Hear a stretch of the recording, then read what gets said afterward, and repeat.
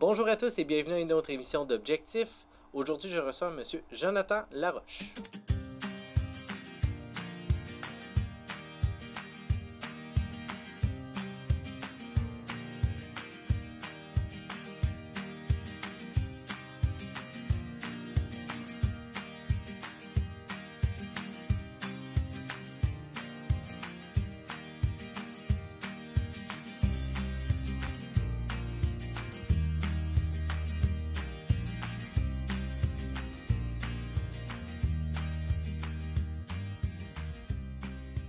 Bonjour Jonathan. Bonjour Jean-Philippe. Ça va bien? Ça va très bien, merci. Oui. Merci de prendre du temps pour venir nous parler de toi, nous parler de ton entreprise. Aujourd'hui, on va faire un tour d'horizon. Propriétaire du Corset Café Bar depuis maintenant... Un petit peu plus que 2 ans. Un peu plus que 2 ans. Donc, on est encore on va parler en termes d'ouverture. Bon, Ou de démarrage. Démarrage, oui. Ça se passe bien? Jusqu'à maintenant, ça va très bien. En fait, circonstances un peu particulières présentement. Mais sinon, là, ça va quand même très bien. T'es pas originaire de la région.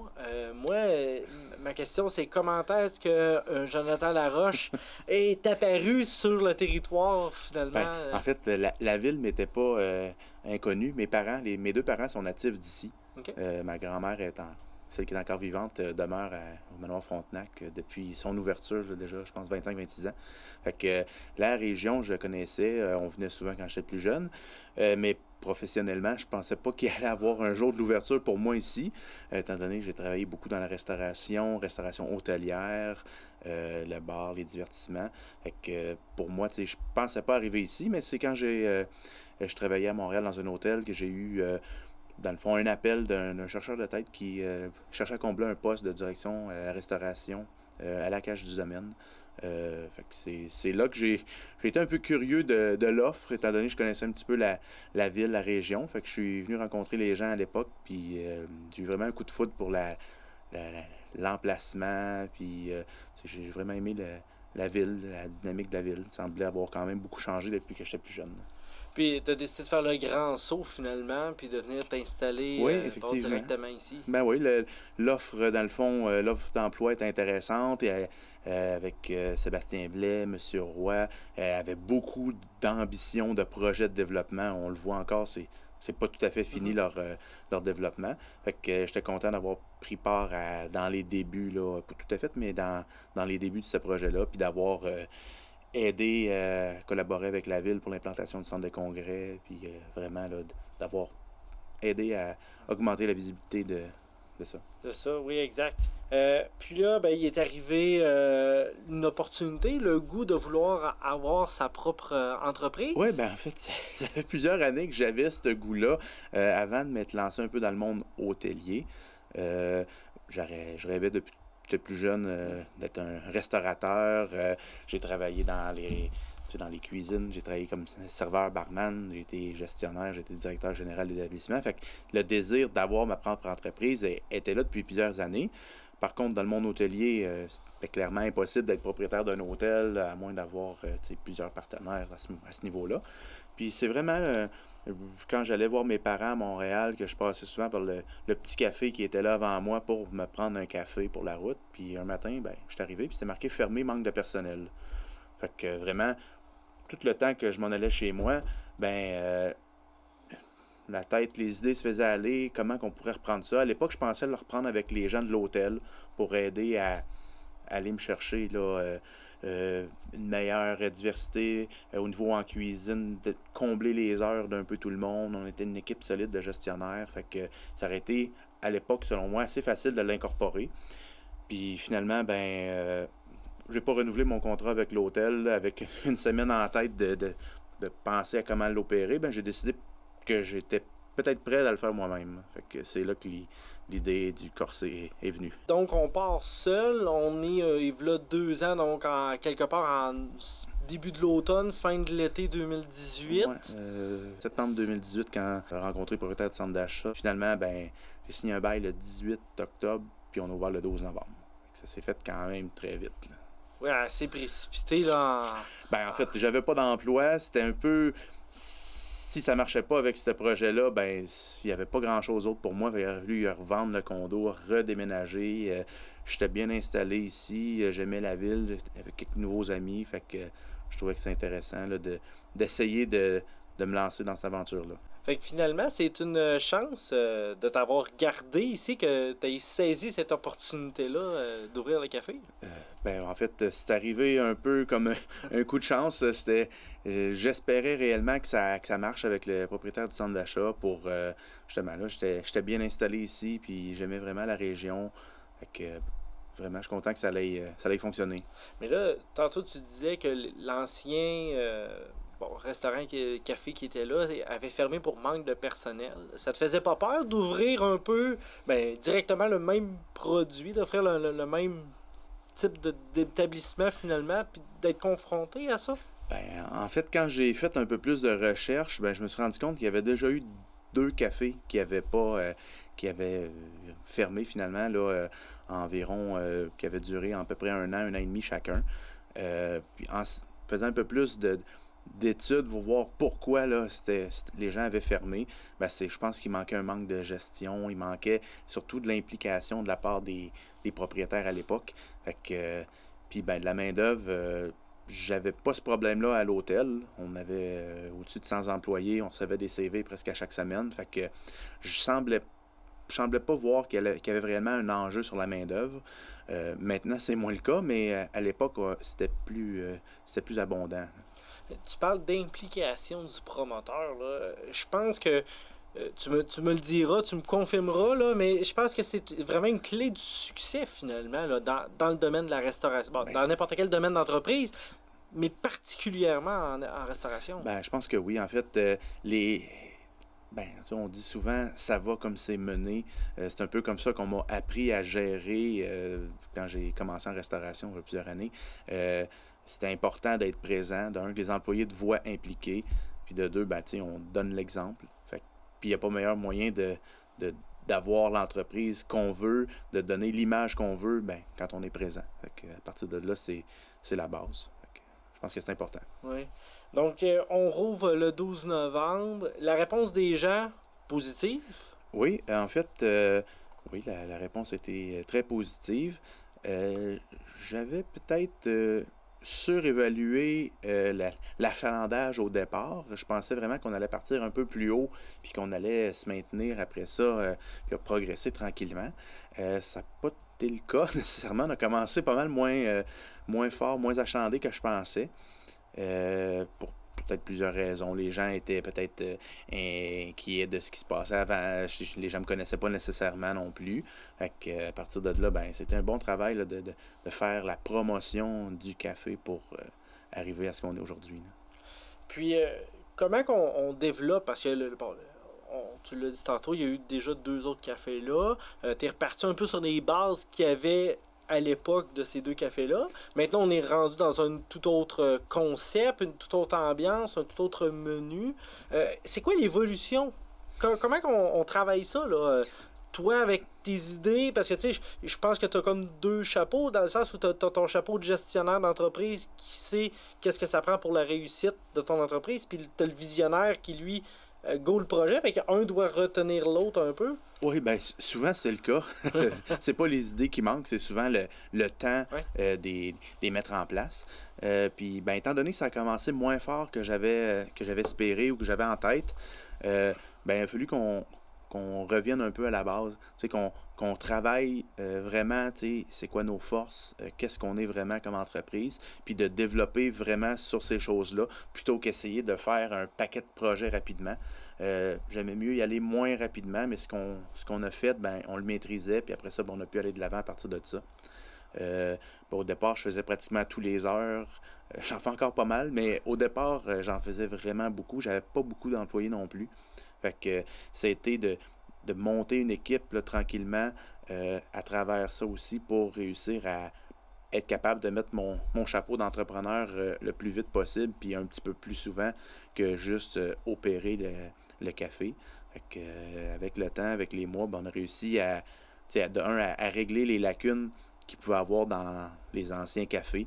On a amélioré le local, on a installé des toiles, on a amélioré le Wi-Fi. Toutes des choses qui pouvaient irriter les gens à ce qu'on m'avait dit, puis à ce que j'avais fait un petit sondage pour mon compte personnel. Là, je suis allé rencontrer des étudiants, des gens au cégep, puis c'est ce qui avait sorti un peu de ça. Fait qu'on a réglé les irritants assez rapidement. Puis à partir de là, c'est sûr, les gens nous ont connus. On a fait beaucoup de promotion marketing pour amener les gens à venir une première fois au café. Parce que de par ta position géographique aux Galeries Appalaches, tu es bien positionné pour les étudiants qui veulent venir étudier, prendre un café. Définitivement, selon moi, c'était un des très rares emplacements là, à Thetford qui était propice à développer un café en face du cégep, bien sûr, dans un petit centre d'achat, puis sur le boulevard Frontenac où il y a la majorité des gens qui vont passer. Fait que je pense que l'emplacement était optimal.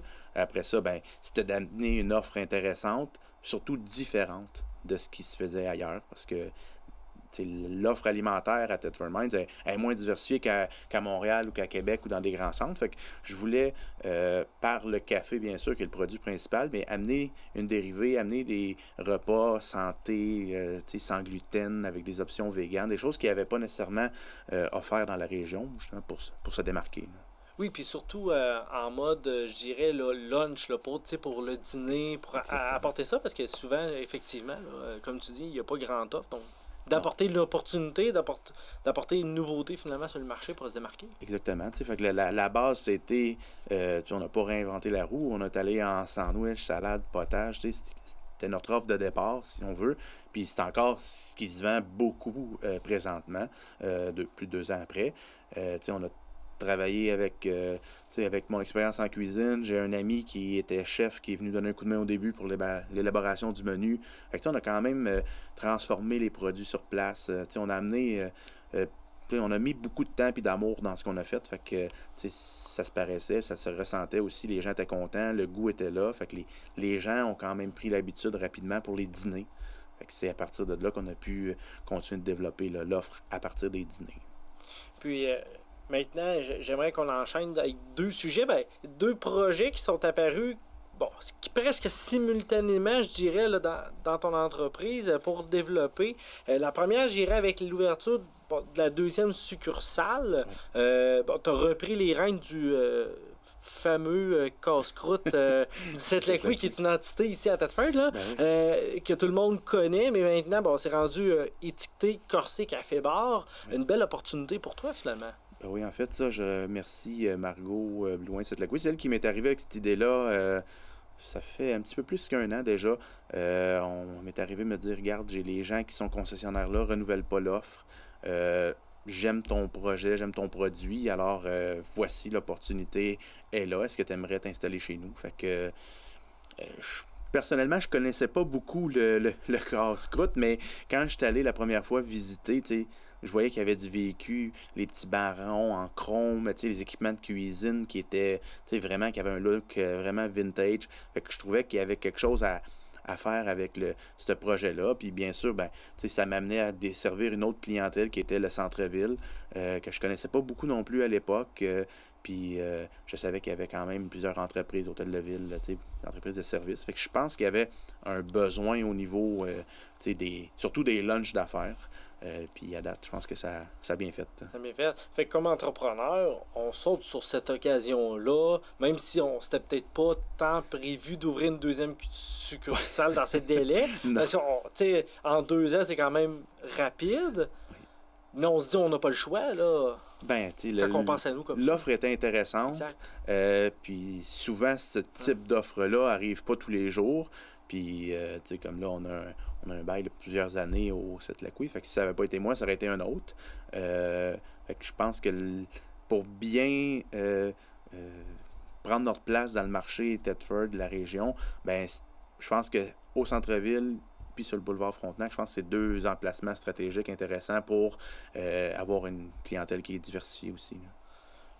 Puis en plus de travailler l'ouverture du Sept-Lac-Louis, parce que comme tu disais, là, il y avait un look vintage, mais tu as quand même mis tes couleurs, tu as agencé ça à ta façon aux couleurs du corset.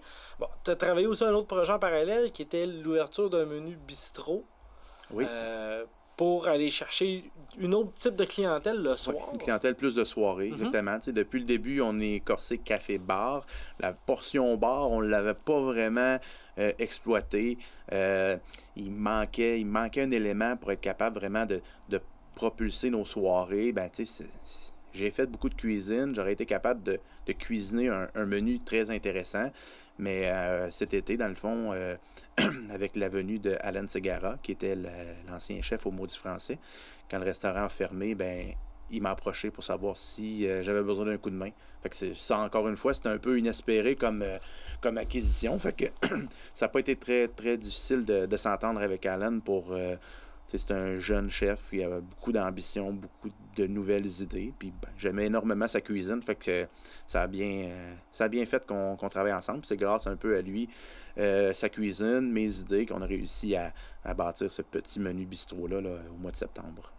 Oui, tout juste avant finalement la deuxième fermeture là, qui a chamboulé un peu les choses. Oui, qui a chamboulé beaucoup les choses, qui nous a, pour continuer d'opérer, pour continuer de faire connaître ce menu bistrot-là, bien sûr, on pouvait l'offrir pour emporter, mais j'ai décidé d'en faire la livraison aussi, développer un forfait là, pour que les gens puissent le manger à la maison. Puis ça a été quand même très apprécié de plusieurs personnes. Et ça l'est toujours aussi apprécié, là, toujours disponible. On tient à le mentionner. Puis tu en as parlé un peu là, de se réinventer. La pandémie a frappé tout le monde au mois de mars, là, c'est inévitable. Tu as proposé des idées, des façons de faire les plus imaginatives les unes que les autres. Comment qu'on se réinvente, là? On se réveille un bon matin, puis le gouvernement dit votre salle à manger est fermée, les entreprises ferment, tu as le droit de vendre du café, mais le monde rentre puis ils ressortent. Ouais. On réagit comment, là? C'était une crise sans précédent. Déjà, j'avais vu ce qui se passait en Chine, en Europe, fait que, j'avais une idée que ça s'en viendrait chez nous. Peut-être pas aussi rapide que ça, mais regarde, comme un peu tout le monde, on a été pris de court. Là, il faut trouver des solutions pour... je dirais que les 2 premières semaines, on était en mode réaction. On voyait ce qui se passait, puis on voyait que les gens restaient à la maison. C'est ce que le gouvernement mentionnait, rester chez vous. Mais les gens ont quand même, au moins les 2 premières semaines, resté beaucoup à la maison. Par la suite, il a fallu voir qu'est-ce que les gens consommaient, parce que les habitudes de consommation de la clientèle ont énormément changé depuis le mois de mars de l'année passée. Avant, les gens venaient beaucoup sur place, passaient un bon moment sur place. Et là, les gens cherchaient des options rapides pour emporter, pour même manger dans leur voiture, parce que il n'y avait pas d'autre place pour les gens qui étaient en déplacement ou les gens qui travaillaient sur la route. Fait que toutes ces choses-là nous ont amené à se développer beaucoup de produits. On a fait des pizzas, on a fait des pizzas surgelées, congelées, que les gens ont appréciées, qui est encore un de nos plus gros vendeurs présentement. Même que cet été, dans le mois de mai-juin, on a développé un drive-in, vraiment comme à l'époque. On a invité les gens à venir, on se faisait un service à la voiture. Fait que ça a connu un super succès. Les gens se déplaçaient de plus loin pour venir nous voir.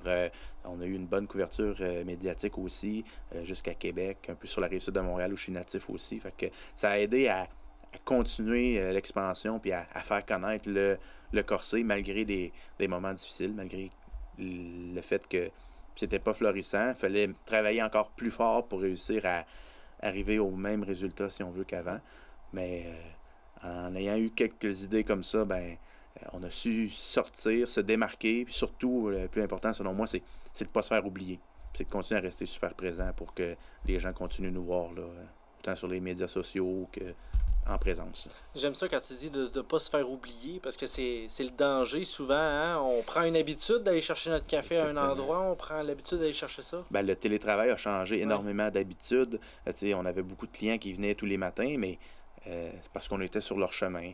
Les gens faisaient un certain détour pour venir jusque chez nous, mais les gens en télétravail ont changé leur habitude. Les habitudes ont énormément changé depuis le mois de mars. On changé un petit peu cet été parce que les gens sont allés moins loin en vacances. Les gens sont plus restés au Québec. Avec la rentrée qu'on a connue, c'était un peu plus normal. On avait un petit peu plus de liberté. Les salles à manger étaient quand même ouvertes, c'était contrôlé, mais ça reste qu'au mois d'octobre, quand ils nous ont refermés, ben, tu sais, là, les gens savaient que ça ne serait pas nécessairement juste pour 4 semaines. Tu sais. Fait que là, tout de suite, ben, on pensait déjà, je me doutais bien qu'on ne serait pas ouvert avant le mois de février, même si je suis une personne optimiste de nature, mais il a fallu quand même qu'on trouve des solutions pour rester actif, dont ma petite boutique de Noël qu'on a faite, là, qui a connu un bon succès. Oui, exact. Est-ce qu'un entrepreneur, est-ce qu'on s'habitue à la situation qu'on vit? On apprend à vivre avec? Ben, je pense plus qu'on doit faire avec, on doit réagir, puis surtout, ben, on doit anticiper. On doit essayer d'anticiper les choses pour justement, quand la nouvelle arrive, ben, qu'on ne soit pas pris au dépourvu, en regardant qu'est-ce qu'ils ont fait en Europe, en France, en Angleterre. Ben, le gouvernement avait déjà parlé qu'il s'inspirait de certaines décisions qu'ils avaient prises là-bas. Ben, en analysant, en voyant qu'eux ont reconfiné, qu'ils ont mis même un couvre-feu, ben, ces choses-là, c'était assez facile de penser que ça pouvait s'en venir jusqu'à nous. Fait que c'est sûr qu'on n'aime pas entendre ces nouvelles-là, mais au moins quand on peut anticiper un peu les choses, ben on a déjà un plan B ou un plan C selon les scénarios qui s'en viennent. Oui, ou selon notre façon d'imaginer les solutions. Ça aussi. Jonathan, il reste juste quelques minutes à notre entrevue. Je connais ton idéo, tes idées de projet. Un n'attend pas l'autre. Le corset, dans quelques années, c'est quoi ces projets, là? On y souhaite quoi là, au corset? Ben, dans un avenir assez rapproché, idéalement, il y aurait une nouvelle succursale à Disraeli avec la torréfaction de café. J'aimerais vraiment là, amener notre expérience café pour la clientèle à un niveau supérieur en ayant notre propre torréfacteur, nos propres équipements dans nos locaux. Justement, on aurait un meilleur contrôle de qualité, puis ce serait facile pour nous de s'approvisionner puis de distribuer après ça le café dans nos 3 établissements, dans nos plusieurs établissements. Ensuite, ben, il y a toujours un projet de franchise qui est dans l'air. J'ai des gens qui m'ont contacté déjà pour la région de Sherbrooke et Québec. Fait que, c'est sûr que c'est un projet intéressant. Je suis aucunement pressé de développer des franchises, mais la journée où il va en avoir, c'est parce qu'on va vraiment être solide dans nos opérations. On va torréfier notre café, puis on sera prêt pour distribuer là, une partie de nos propres produits. Finalement, c'est s'assurer d'un plan de développement, puis d'aller chercher un peu la stratégie et la vision que tu as dans ta tête. Là. En fait, c'est ça. Au départ, c'était un café. La proposition de Margot m'est arrivée. Vraiment, je ne l'avais pas vu venir, cette opportunité-là. J'ai décidé d'embarquer. Fait que à partir de là que les projets, on aurait dit que le développement est arrivé en tête. J'ai travaillé pour plusieurs chaînes de restaurants, des hôtels qui étaient constamment en train de se renouveler pour se développer. Fait que j'ai eu à travailler pour stabiliser les opérations, pour être capable de faire du développement. Fait que malgré le fait qu'on est encore un peu en démarrage de tous nos projets, ben l'objectif ultime est toujours là. Fait que je pense que ça m'aide à mieux m'enligner pour chacun des projets pour rester vis-à-vis de l'objectif ultime. Jonathan, merci beaucoup pour ton temps. Merci. Puis, bon succès dans tes projets futurs. Merci. Merci également d'avoir été des nôtres pour notre émission d'Objectif.